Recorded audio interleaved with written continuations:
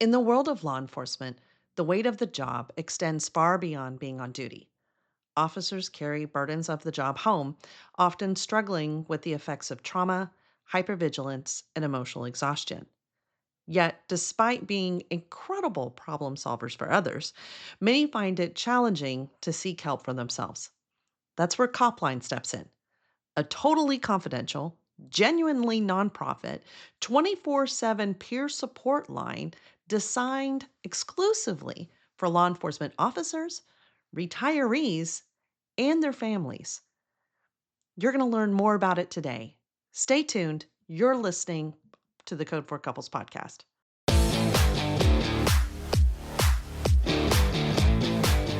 Welcome to the Code for Couples podcast, focusing on topics for law enforcement officers and couples to keep you and your relationship connected, resilient, and code for. Now, your host, law enforcement expert Cindy Doyle, author of Hold the Line and My Wife. Hey there, welcome back to Code for Couples. I am your host, Cindy Doyle, and today I have Deborah Schwartz from Copline, and I, for years, have heard about Copline and just thought it was an incredible resource. And instead of me just talking about Copline, I was able to connect with Deborah at the COPS conference, it was beginning of November that we connected. She was at a booth, and I was like, hey, I would love for you to come on my podcast. And so Deborah agreed to come on the podcast. Deborah, thank you so much for coming on the podcast today to talk to us about Copline and what it's all about. Oh, my pleasure. My pleasure. Any way we can get the word out, we're happy. Perfect. Tell us a little bit about you and your story and how you became connected to Copline, wherever you want to dive in there. Well, I'm a retired police officer from New York, and I worked with peer support while I was on the job and after the job, because New York City has a really good peer support unit up there as well. And I actually was on the ground floor where they started that. It blew up, of course, after Wow. 9/11. I worked with it for about 15 years, kind of got a little burnt out, so I stepped away from working with their organization.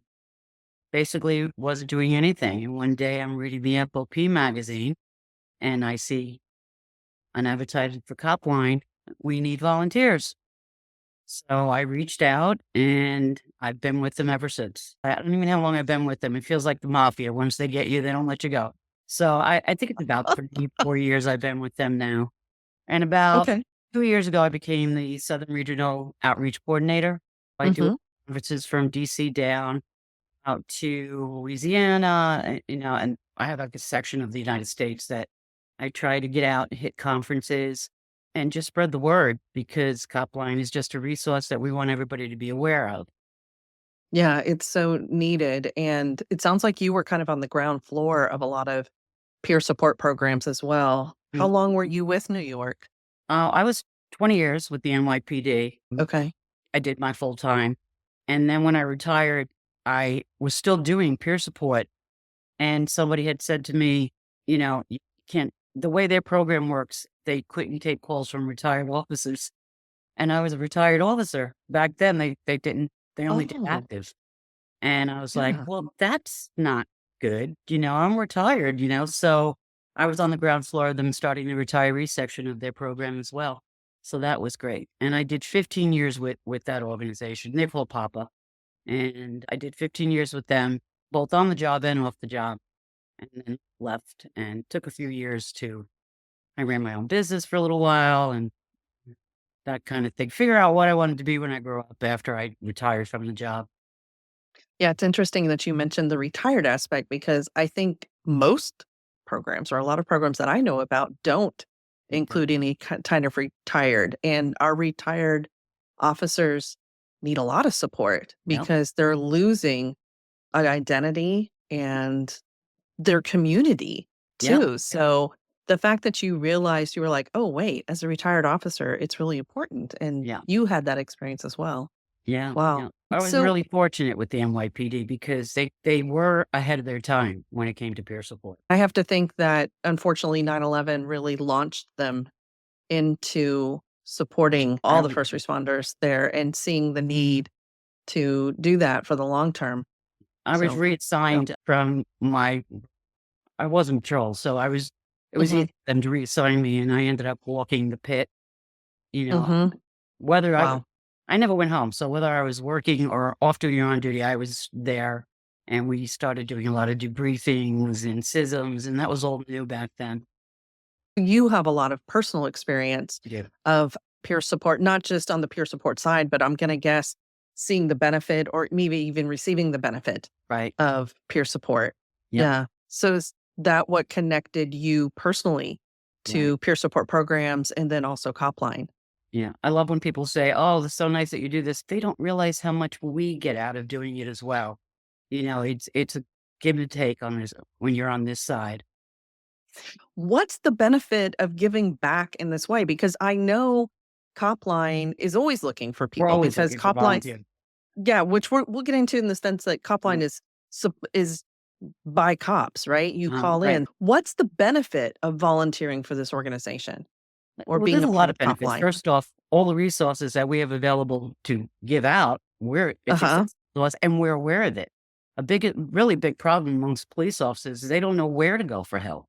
We know because we're there. We're in the middle of it. So that's a good thing. The other thing is you have that connection. You said earlier that when you leave the job, you lose that identity. And as police officers, we're a family, we're a big Mhm. and so you don't have to lose that identity. You're still in there, and in a safer way. That's the way I always look at it. So I always say that to other guys too, when the younger guys, I'm glad I'm not doing it now. But you still got that Yeah. connection, you still got that family tie, and you get to help. And Mm. helping people is, to me, it's like a drug. It makes you feel good too, like you're doing something instead of, just sitting there retired. We were always fixers, which we're not supposed to be fixers in this role. But in a way, listening, we could still play that part. And it's very beneficial to all of us. We all agree on that, all the volunteers. It gives you a purpose Yeah. and with a community that really matters Yeah. because you can walk in those shoes and having people to say, "Hey, I've been there," Mm. is really important. It's not that, when people can say like, "Hey, it me too, it's not you," and that idea of like, uh, common humanity is the word that I'm Yeah. gonna use, that this is a similar experience and you can talk about it and you're not weird or off or crazy if Yeah. you're experiencing these things you're experiencing, helping other people and helping them to normalize what their experiences are and then helping them walk through it is Yeah. what. I love the expression to help normalize an unnormal situation. Oh, That's something, that we know about. We've been there, we've done that. So when we say get it, we really do get it. tell everybody about what Copline is. What is it? Okay. We like to call it a listener's line. We are 150 retired police officers across the United States, and we just branched out into Canada that man a 24-hour hotline. And there's always two police officers on that hotline, no matter what. We're all retired and we've all been trained. And we have, of course, training during the year as well to keep our techniques sharp, so we don't forget things, Yes. complacent. And we listen. We're there for anybody in the law enforcement family to call us up, whether they're having a bad day and they just need to vent. I had a guy call me once because he was lonely. Patrol Mm, car in the middle of nowhere. Fine. I'll give you 20 minutes. You can listen. I'll listen to you. And sometimes that's all it is. They just need somebody to talk to, all the way up to I need inpatient care. And we have mhm. resources that we can refer them to that we all personally vet. I mean, we have a person who does nothing but vet our resources. So we know that they're all Oh, culturally competent and yes. that's her job, and as a matter of fact, one of the things I do when I go to the conventions is I collect cards. I'm like, "Give me you're a therapist, please give me your card." And then I give them to her, and she vets them, make sure that they fit in our program, that they're confidential, that they're culturally competent, and that they can be senior patients, because that's another big problem, as you know.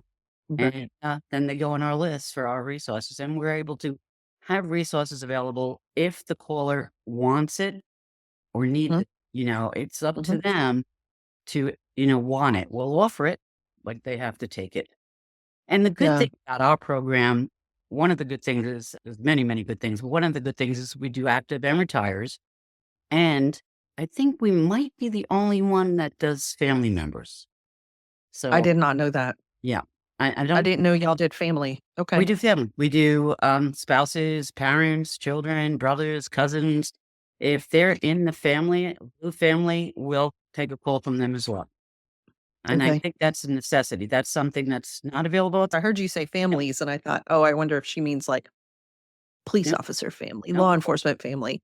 But yeah, you're saying actual family could call as a spouse. right. I have been in a situation where I've seen my husband be in a spot. As a clinician, I should know what to do. I have some of that background where I can help my husband and kind of know, but I still have those panic moments. Part of the reason why I do what I do is because I have some background and I think of all those spouses or family that don't have any background. Maybe they have an officer that's been involved in a critical incident and they don't want to talk.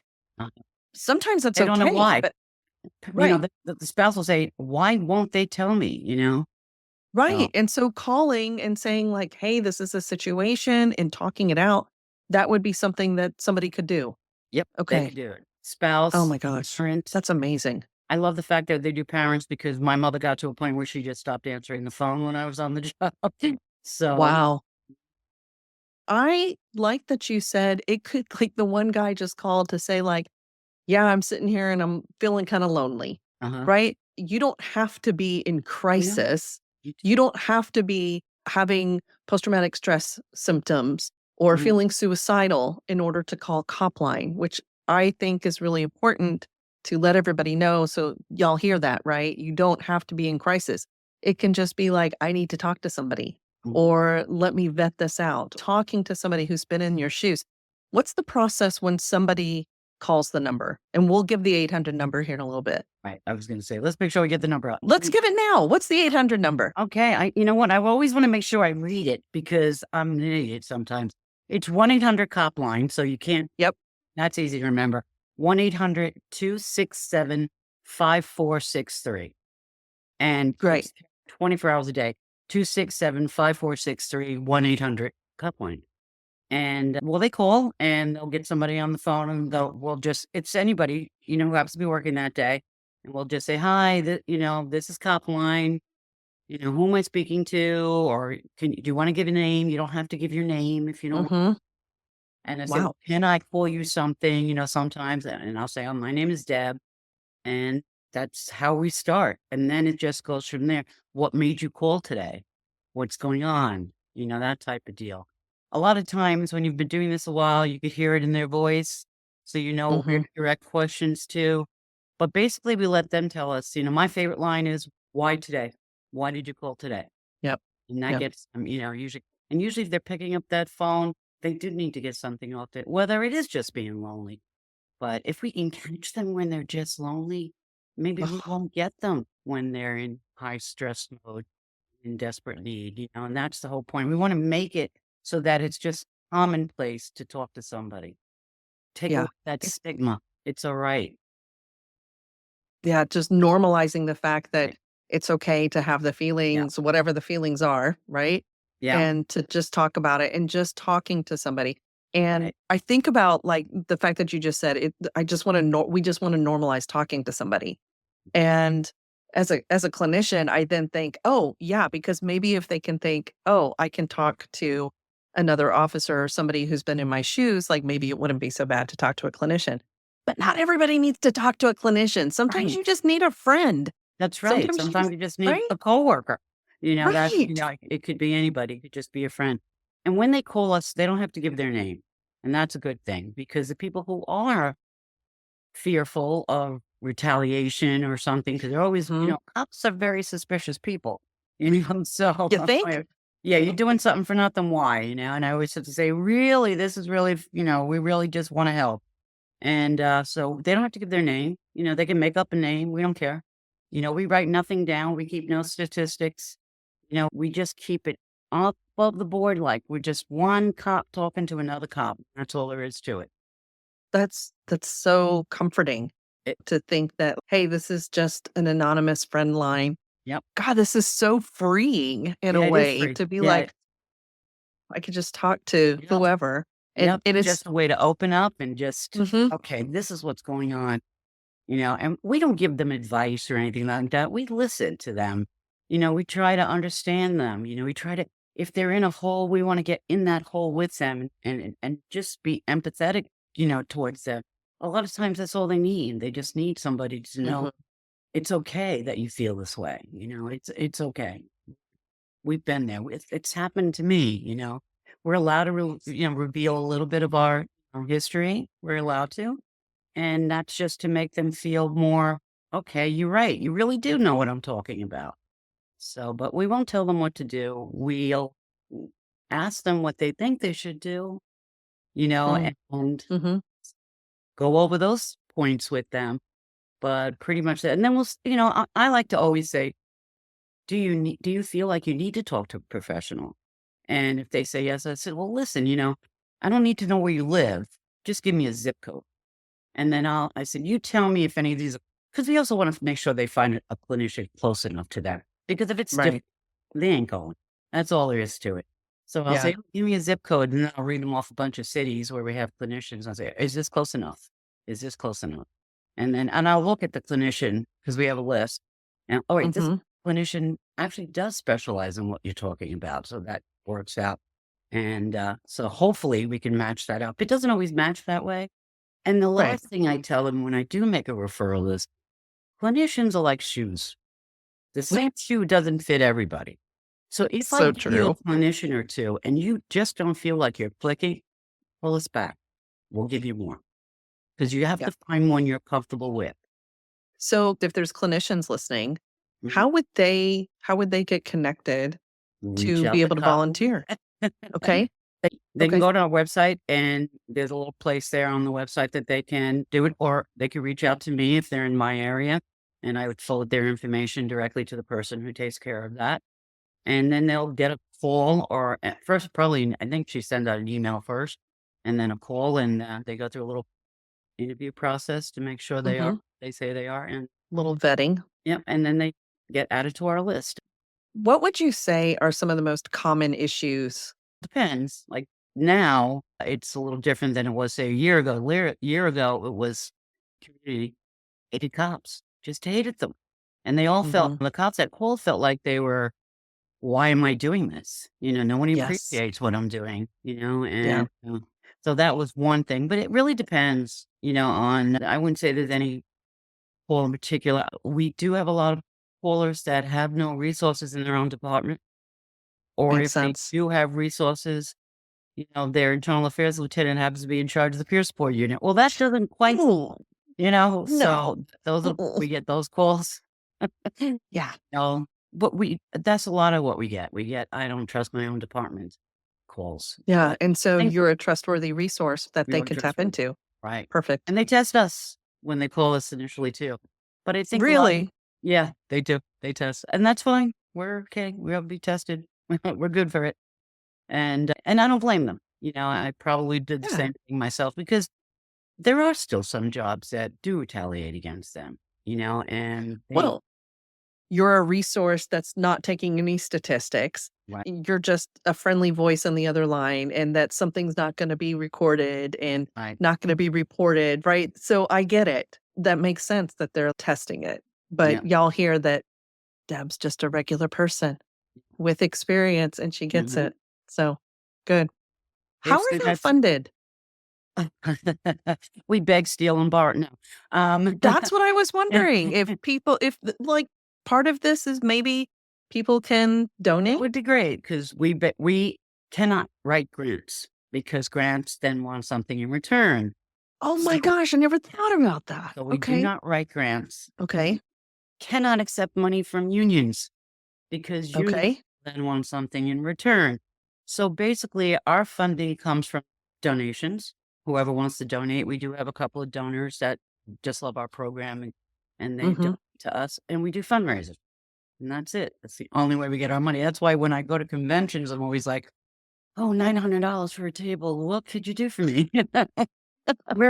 We are a true non-for-profit. A true not for A true profit. not-for-profit. We spend all our money every dime. We have no paid employees. That includes Wow. our attorney. We have an Mm, attorney. He's a mhm, volunteer. He gives us his time for free. He's not an ex-cop. He just happens to love the program. And mhm. our accountant, she's a volunteer, and I drive her nuts. And I feel sorry for her sometimes, but she is a volunteer. We have no paid employees. Every dime we raise through fundraising or donations goes directly to manning the hotline, running our web page that we use as a Mhm. resource for us, Which is and beautiful, by the way. and our handouts. Everything that you see Okay. on my table, we paid Yes. for that out of donations.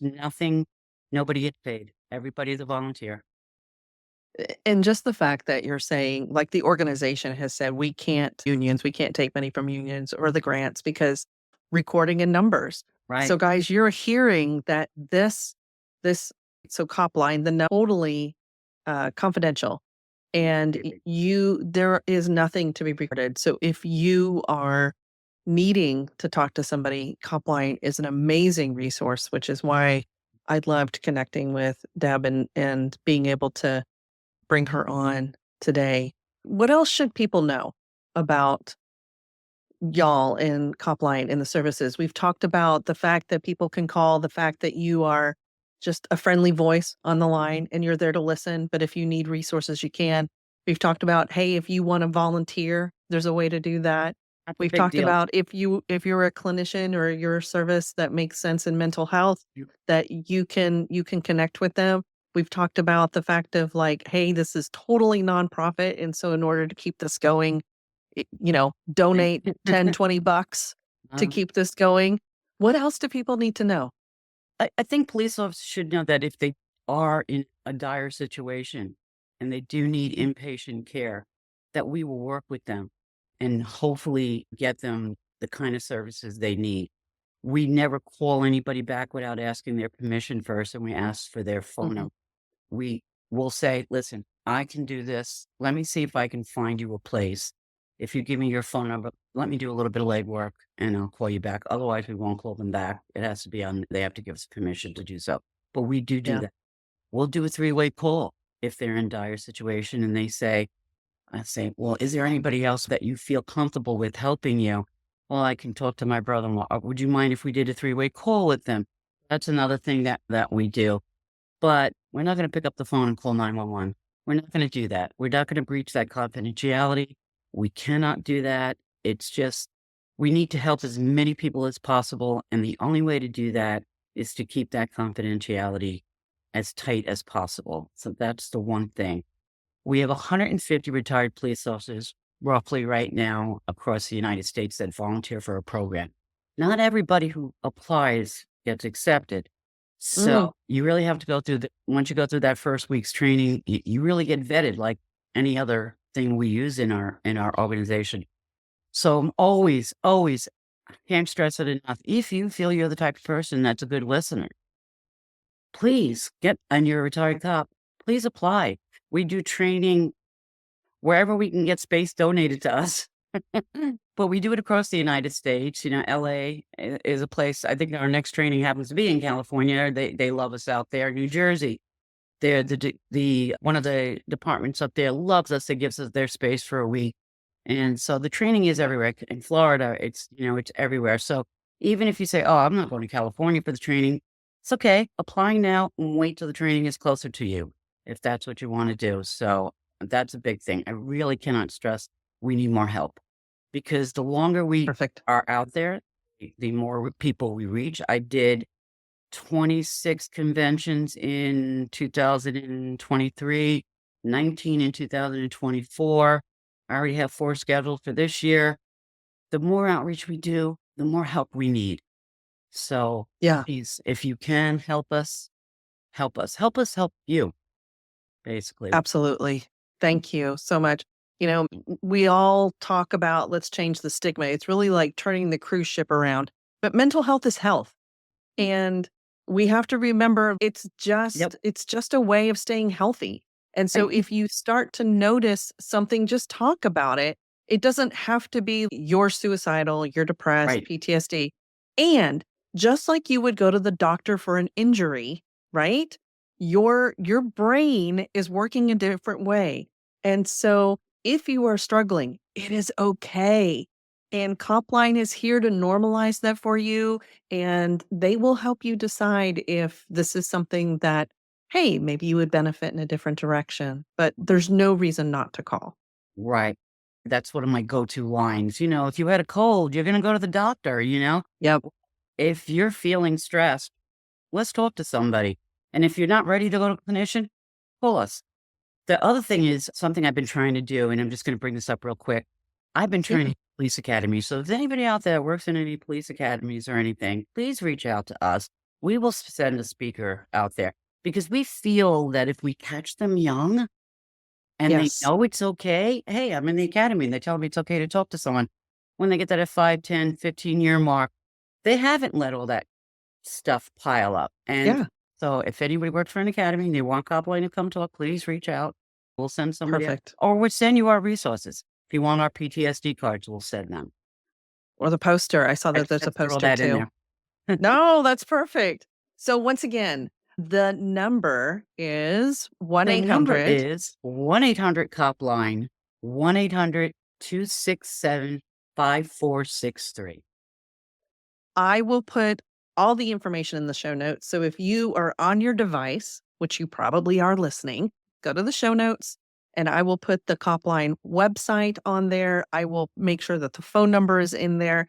And here's what I'm going to suggest. I'm going to suggest that you save this episode because when you need this, or if you think about like, oh, dang, Cindy did this interview with Deb from Copline, and I need to make sure that we pass that along, or that would be so valuable. Save this specific episode where you can find it and you can come back to it, or hit up my blog because the blog will have all the information there. That's also in the show notes. Pass that along, share on social media. We want to keep Copline going for multiple reasons. One, we want to keep our officers healthy. We want to make sure that there are enough volunteers to staff Copline. So that's 2. Number 3, they need funding to help with this. Number 4, they are willing to be a resource for you. Go out and talk to your officers, go out to talk to your academies. They are totally nonprofit and we need to support them as best we can so they can support our community. And it's not just the local police departments, federal agencies. We have Mhm. retired FBIs on our in our group too as well. So we do federal, state, local. It doesn't matter. Whatever it is, any law enforcement whatsoever, and their Thank you. families can call us. Yes. Yes. Deborah Schwartz, thank you so much for My joining me pleasure. today. Thank I you for having appreciate it. us. Absolutely. And until next time, guys, y'all keep it code 4. Bye-bye. Thanks for joining us. For more information about the podcast or Cindy, check out code4couples.com. All intellectual property rights owned by CRLD2 Ventures, LLC, are protected by the firm of 9mm, 45 ACP, 5.56mm, and 12 gauge.